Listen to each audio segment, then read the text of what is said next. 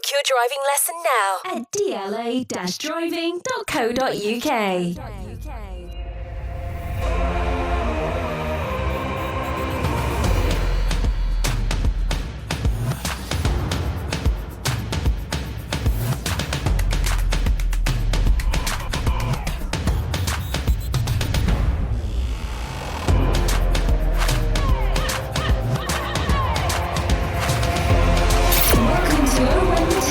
Sponsored by DLA Driving School. Hello and welcome to Owen the Town. I'm Luke Gregory and here's what's coming up today. It ends 1-1 after the first leg of the Sky Bet Championship playoffs. And we're going to be discussing that game today. Are we still in with a shout of getting to Wembley? How do we approach the second leg? And what did we make of our performance in that first leg? Because I think first half of the first leg, we were absolutely brilliant. Second half, Huddersfield definitely showed while they're third in the league. Dave's with me today. Katara's with me on this beautiful Saturday afternoon. Lads, before we get into the game and three-word reviews and everything, I just think like the fact that we're even talking about the championship playoffs and us being in them is brilliant. And the build up to Friday night, the whole week I was excited. Yesterday I got out of work early and it was just a brilliant occasion, wasn't it? Oh, sorry guys, you might sign up. There you go. Yeah, you see. Yeah, it's not Tuesday night. He doesn't know. Yeah, that's it, mate. But a brilliant occasion. A brilliant occasion. Kenny was rocking. It was good atmosphere. We've had full houses before, but it just seemed busier. It seemed busier and it was fun. Yeah. Yeah, it took about 5 minutes to get to the toilet as well. I was running late as well. That's what I was about to say. I was glad you got off work early, mate. Because you didn't. I struggled to make it, to be fair, but I did. So I guess with a playoff semi-final tie as well, because normally in a league game, if it's sold out, you'll probably get a handful of season ticket people that just don't turn up. Whereas this one, it's like, if you didn't buy a season ticket, it goes to someone who is coming. So maybe it was more full. Yeah, maybe it was more full. Maybe didn't think that, yeah. But just to be in the championship playoffs and to have that, like I said, that build-up to Friday and just the excitement and the buzz and the bus on the way in from Gary Cooper's and Dunstable was buzzing and it was just great, wasn't it? It's what you want to happen, isn't it? It's when you're a football supporter, you want nights like this that you remember. 100%. And it for me, it was a classic sort of cup semi-final, really, because that's what we've got on our hands right now, isn't it? And it was a good night all around. It would have preferred the win, and it was a lot louder as well, wasn't it, than usual? Yeah, but we'd have preferred the win. But we said the other day, don't lose. And we didn't, so it's a positive from that. So here's some three-word reviews of Luton Town 1, Huddersfield 1 in the Championship semi-final of the playoffs. Michael says only half-time. Hatters say we go again. Dave Hewitt says faded second half. Cynthia says we miss Adebayo. Paul says what a performance. Gavin, hours to win. JMO tweet says massive game Monday. Matt says got a chance. Phil deserved to win. Richard toe-to-toe. Faithful Hatter says biggest game Monday. There's a few in there, but deserve to win. I genuinely feel. You believe we deserve to win on that performance, mate? To be fair, I think in the first half we created enough opportunities to see it out for the second half, and I only recall one shot on target that obviously got a flick on header as well in the second half. So 2 on target, I think, from them. That's all I can recall. We had chances. I mean, Jerome had his chance. Obviously, we had the goal. Probably should have been the penalty. Maybe they should have had one as well. But they had that chance as well when we pulled it back and Lansbury ran onto it and it got blocked. And I was like, what a good opportunity. But it was a game of few chances, really, wasn't it? And to be fair, Huddersfield come with a plan and executed it. You have to say it absolutely perfectly. Yeah. Huddersfield were brilliant at what they do. And they were great. To be fair, a lot of fans as well, like opposition fans, Huddersfield or whoever, would moan about styles of play. You see it all the time, didn't you? Obviously in social media. And I assume Forest fans would be moaning about Huddersfield and Luton style. Yeah, it's this, it's that. I tell you what, like I said, I don't understand why a fan or anyone would say, that's anti-football if you set up not to lose a game. To be fair, because if you can't break them down, then realistically you don't deserve to. But I still feel like we deserve to win the game because of the opportunities that we had, and also I think we should have had a penalty. So. Yeah, but you can offset that by, I think they should have had a penalty too, right at the very beginning of the game. The first 20 seconds. But other fans don't like to see successful other teams, do they? Sometimes, and the likes of Forest got a bit peed off because they didn't beat us and they didn't get to automatic promotion. They think they're the favourites to go up, so they think they have a right to do it. And I, if we don't go up, I hope Huddersfield do. But that's the thing as well, like with what you said on style of play, that obviously Forest fans on social media recently have been saying about how Luton are playing, you couldn't watch that every week. And Huddersfield are a very counter-attacking side. And to be fair, they sat in that first half and made it difficult, and we had all the possession, but they were happy for us to have all the possession. A lot of it was in front of it, though. In front of them, sorry. Yeah. A lot of And, possession. and they're happy for that. And it was tough for us to break them down. And to be fair, I mean, we did look dangerous, I don't know, sort of like every, I'd say 5, 8, 10 minutes or whatever. There was like an opportunity, like a Rosal, there was a little flick on here and there, we were getting in behind. It was very, like you say, they were very well organised, and in order to break them down, we just couldn't do it enough. And I guess that comes down to the injury problems we have at the moment. Obviously, we had Jordan Clark back, and he's returned against Fulham, but he's kind of like that bit of magic we've got in there. But without Adebayo not on that team sheet yesterday, for me, I was kind of gutted when the teams were announced and he wasn't on it. Can't expect it, though, didn't we? It was a big miss. He's a big miss at the moment. I feel, Jerome had a couple of chances and he was unlucky, really. I mean, especially, with the pen situation and maybe the shot that was narrowly over the crossbar. But he's not as quick as he used to be. No. And, I think Adebayo up front would give him a bit more of a problem. I just think Adebayo, they're for a start, two different players, aren't they? Adebayo and Jerome. They're two different players. And Jerome, maybe you can go a little bit more direct. But then you play to that, don't you? And the problem is that I thought yesterday, especially second half, we looked out of it. We didn't have much to offer up front at all. Before we get into the second half, though, let's touch on some of the moments that did happen in the first half. Like we said, 20 seconds into the game, Huddersfield have this brilliant kickoff routine, and it looks like a push in the back by Brio. Are we fortunate to escape a pen there? Because at the time, I said to Steve, I just went, it's got to be a pen. How's that not a pen? Well, we were directly opposite it, and for me, it's a pen all day long. So I'm thankful that we didn't have VAR. Yeah, there's me calling for VAR every week on the podcast. I'm thankful it was, because I think VAR would have called it. And, if the liner had been on our side rather than the opposite side, he might have done the same.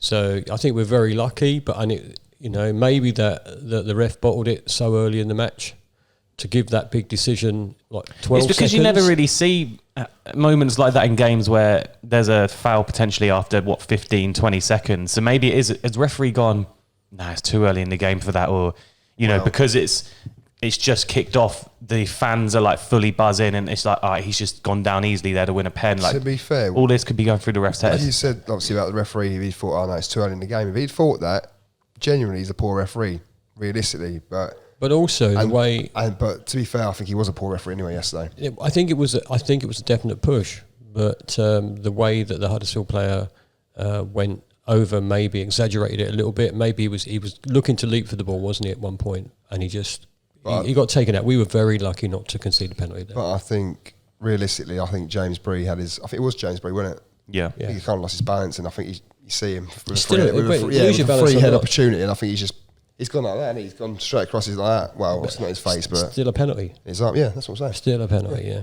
I tell you what, though, that quick kickoff kind of caught us out, and I don't think we were expecting them just to knit together 3 passes and a nice crossfield ball and a ball in the box, but maybe one we'll be wary of for Monday night.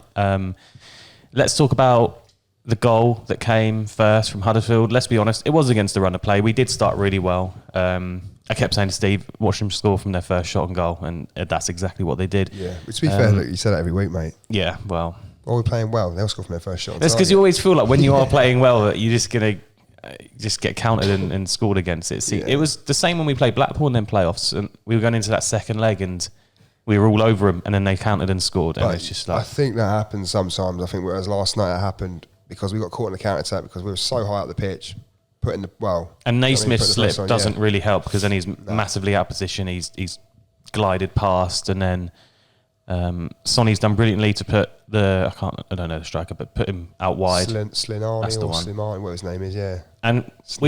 we looked at this goal back before coming on to do this podcast, and we both kind of said, should Ingram be beaten his near post like that? No. It was he shouldn't. He was not in the right position. He didn't even get anywhere near it, did he? No, I'll be honest. To his left, and there was little space there. If he positioned himself just a little bit more left, it doesn't go in. Unfortunate. It was I think goalkeeper error. Oh, 100%. I mean, look, I said to you boys earlier on, I said I hadn't seen the replay back, but from where I was sitting in the stands, it was a little bit different. It was still similar to what I remember from last night, but the way I saw it on the night, it looked like it went under Bradley, it went under the keeper, but it wasn't like that at all. It was Bradley's pushed him out wide. Bradley's done so well there. I'm not just saying that either because I'm biased, but he has done so well there defensively. He's closed the angle down. He's put him out wide.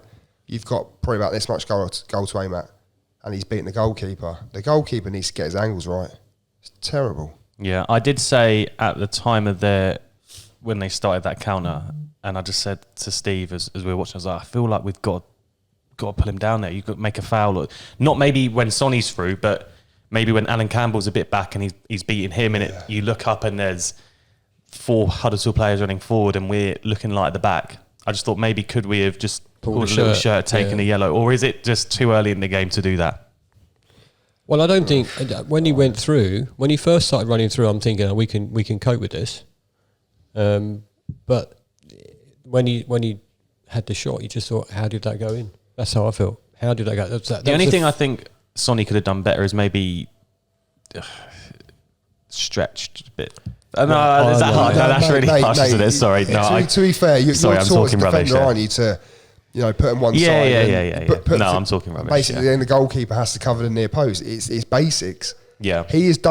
Sonny Bradley has done his job. I mean, a one-on-one, it's not easy, man. I mean, I'll defend him anyway, but that is not easy to defend like that. I mean, he could have easily been sent around there, the other direction. It was just disappointing to concede, though, wasn't it? Let's be fair.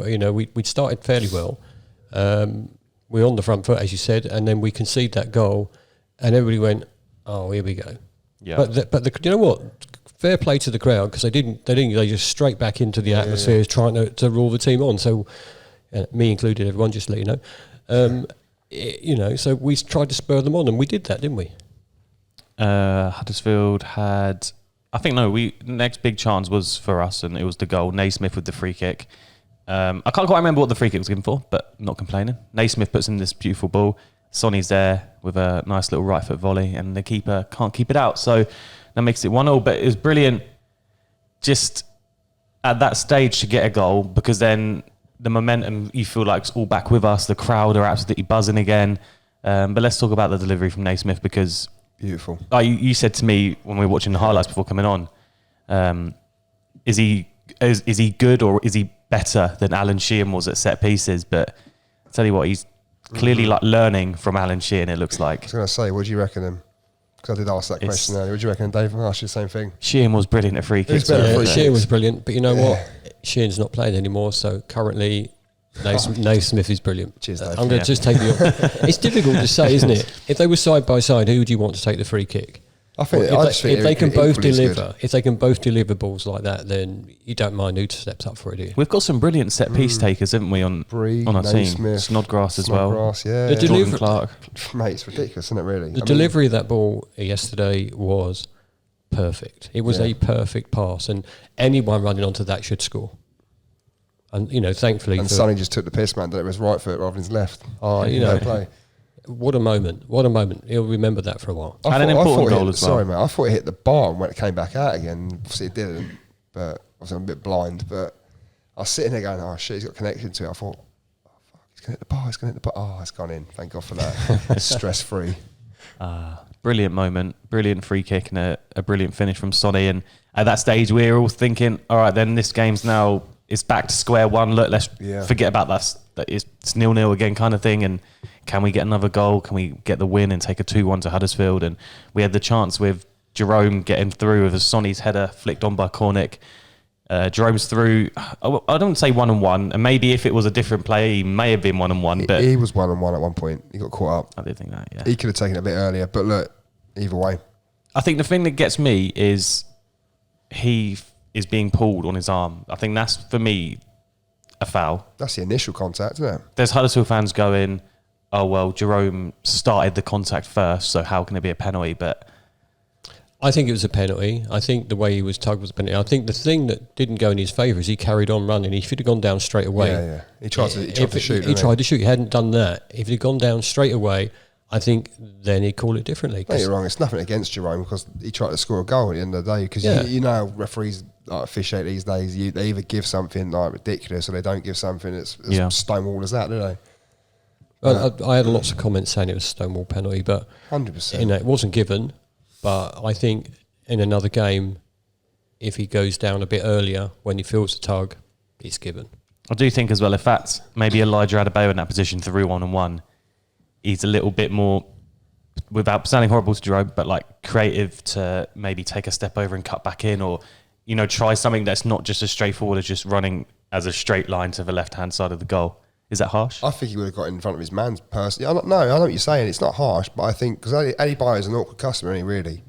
I think realistically, Adebayo would have taken a touch, put his right leg out, maybe gone across the defender, probably taken the contact, gone down, got a penalty, or he'd have gone across him. Defender would have given one of those if he was clever enough. I guess a bit like what he did with Keogh the other day against Blackpool, but yeah, apparently fouled him. Yeah, yeah, bollocks.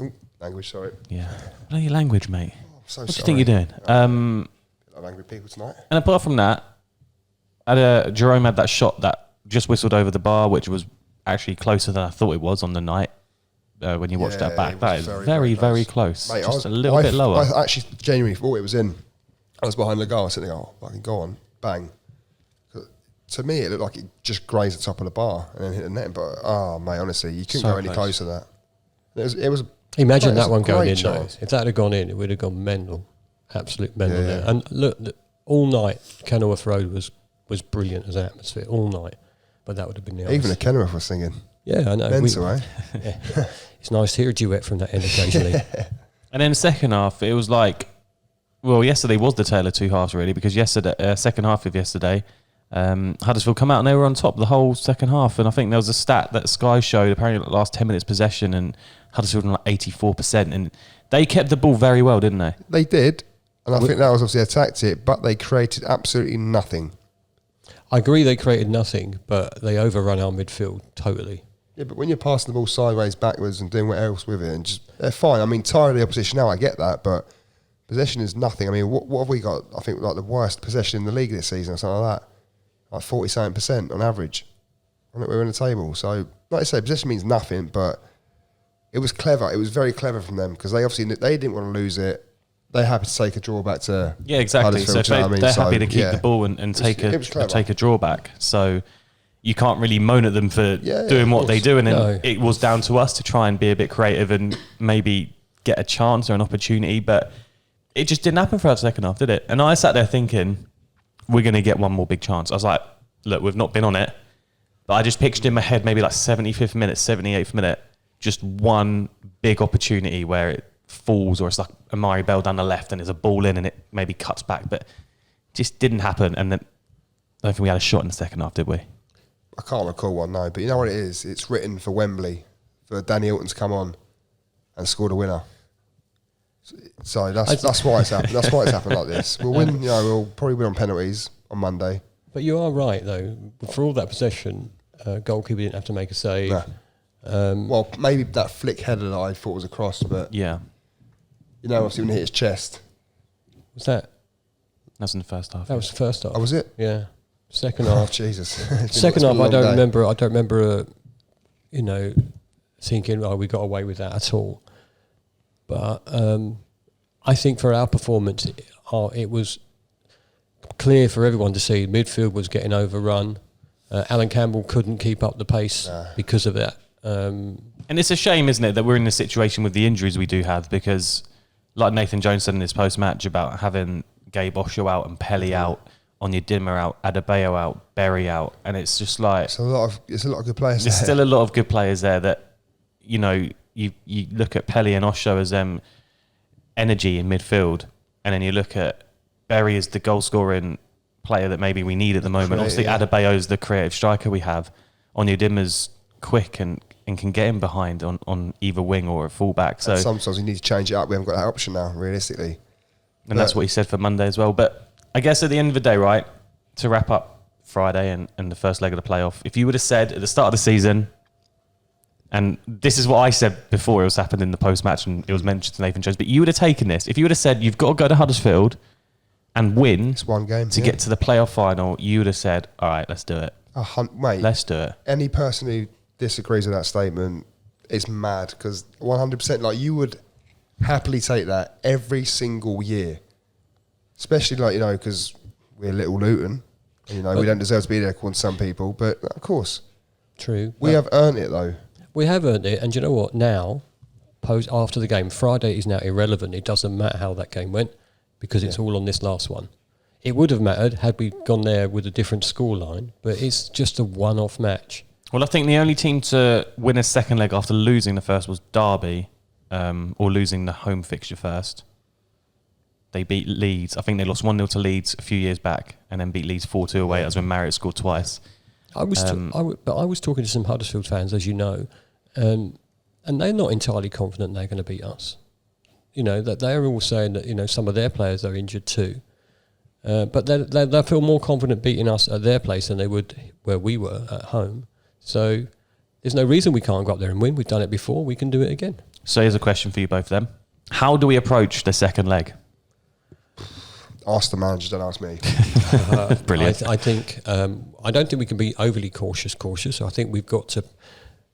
I think we've probably got to do what we can do at Milton Keynes. To be fair, we've got to just try and make sure we don't concede. I feel like we've got to do what Huddersfield did to us yesterday. We've got to go there because Huddersfield are going to be at home. They're going to have that home advantage. They're going to have, I don't know how much the stadium holds. It like 25k. I don't know. They're going to have they're going to have a big crowd getting on them, going, all right, if we just come out the traps flying, we'll do Luton here. To be fair, so though, if we can just hold our own a bit, if we can nick an early goal in the first half or at any point in the first half, then I can see us absolutely shite-housing the way out of it in the second half. yeah. Because I would take that, like you say, however you have to do it, just do it. Doesn't matter. Just do it. Honestly, it's like Nike would just do it. I guess it's important though as well for us to not go a goal down in the first 15, 20 minutes because then you do let Huddersfield control the game, be their defensive, sit back and go, all right, you've got to score now and we can you because we've got home advantage here. Yeah, but I know what you're saying, but I would not feel confident soaking up pressure for most of the game. I'll be honest, I would not feel confident. I'd rather just go at it. And if we go at it and lose, personally, I'd be more proud rather than sitting back and losing. Because you sit back and lose. I mean, I know obviously people say you have to be clever, but if we concede, there's no way the players are going to give up, are they? They're going to push forward and they're going to change their strategy if we go one down. So they got Nathan Jones will have a game plan. Every player needs to be on it. Well, every single player, even the management needs to be on it as well. They've already said some of these players might not be in this position again. No. So they've got to try.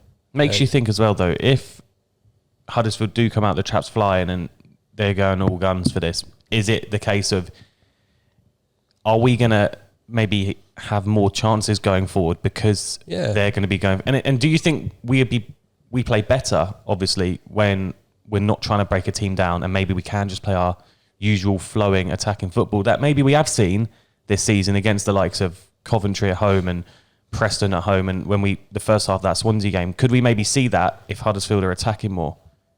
Well, there'd be potentially more space for us to get into to counter attack on, and we know we can be quick at that. So I'm hopeful that we'll get every game you get a chance, more than one, hopefully. I think we're going to play a lot of long ball on Monday. I really do. I think it's going to be a long ball. But when you've got the likes of Jerome and Hilton up the front running into those spaces, they can't keep that up all game. They just literally can't. And let's hope Cornick's all right as well. Seemed like he was a bit done yesterday, didn't he? So it's...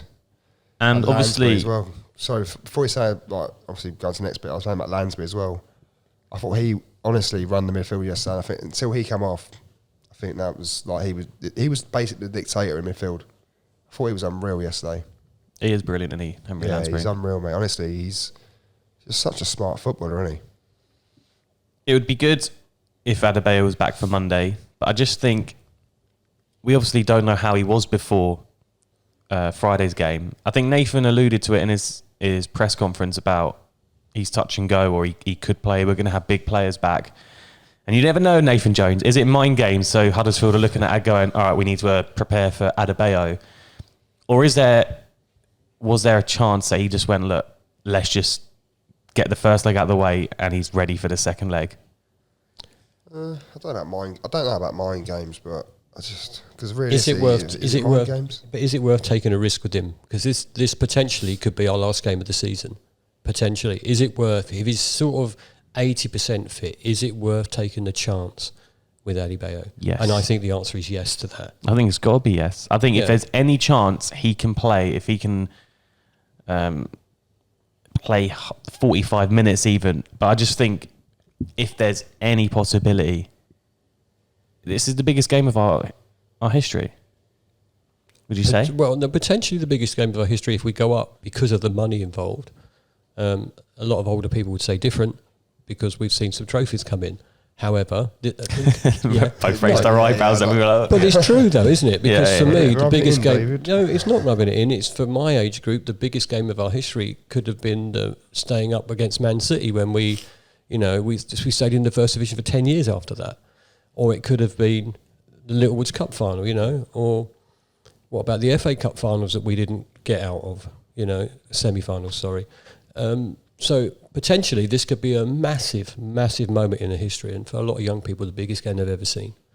And we could get to Wembley, and it could be such a brilliant day. But we've got to get past Huddersfield, and Huddersfield are no mugs, are they? They're a decent team. They finished third, and like you said, they set their game out right on Friday. if Adebayo maybe does play only 80% or 75%, if it's only a hamstring, Only a hamstring. it's only a hamstring. It No, but snaps in the 12th minute or something like that. I was going to say, even if it was to be tweaked again, at least you've got a few months again then until the season starts again. So it's not like, unless something massively drastic happens that's going to keep him out for a year, you kind of think, look, let's just risk him. Doesn't I'll be honest. If I see him on the bench, right, on Monday or whenever it is, we see him on the bench. If he's on the bench, he's fit enough to play, realistically. if he's on the bench, he's going to be on that pitch at some point. That's what I feel. Be lovely to see Fred on your dimmer back as well, wouldn't it? Mate, to be fair, what an impact player he is as well. And isn't the football season next season starting earlier because of the World Cup? Maybe, yeah. So, maybe you don't want to risk him.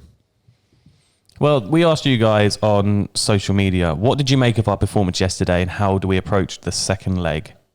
Stephen says, good performance against an organised and talented side. The away leg may be a bit easier as Huddersfield will have to be the dominant side, allowing us to play the counter-attacking style we enjoy. Going to be very hard, but we can do this. See you up there. Yes, we can, and we will. But I'll see you at Wembley. I can't unfortunately go to Monday night's game, so I'll see you at Wembley. Cool. Lou says, great first half. Shame we couldn't take advantage of another goal. Looked shattered by the end of it with limited options on the bench to refresh the attack. I hope we don't sit back second leg as that never seems to work. Well, again, we've all said that already, and you can't disagree, can you? Yeah, like I said, don't soak it up because that's one thing I just can't take it. Do you know, like we said the other night, don't lose at home. Then don't go up to Huddersfield and concede in the first 10 minutes. Don't concede early, and then consolidate your performance, and then catch them on the break. Would you say we've sat back much in away games this season or home games? Like that Forest game, obviously, I know we go down to 10 minutes, a little bit different. You've got to soak up the pressure. But like Cardiff away, do you reckon we sat back that game or?